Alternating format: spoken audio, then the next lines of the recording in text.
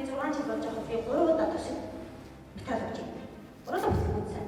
Тэгээд яагаад төгөөд идэв юм бол гэхээр яг нэг залуучуудын хөдөлмөр халамжаас арсан 10 сая төсөв гэдэг. Тэгээд би анх тутам тэр ажиллаж байгаа хүнээс би 100 сая төгрөгийн санхүүжилттэй 10 хүн шиг баг шалгаруулсан гэж сонссон.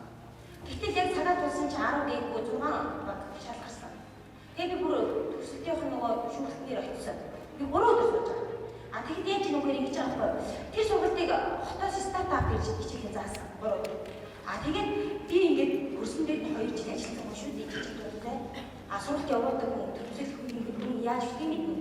Гэтэл тэр стартапын хөдөлмөр халамж яагаад энэ орон нутагтаа байгаад төрийн бүсгийн агуулгатай гэрээ хийгээд тэр сургалтыг явуулж болтгүй юм бэ нэгдүгээр.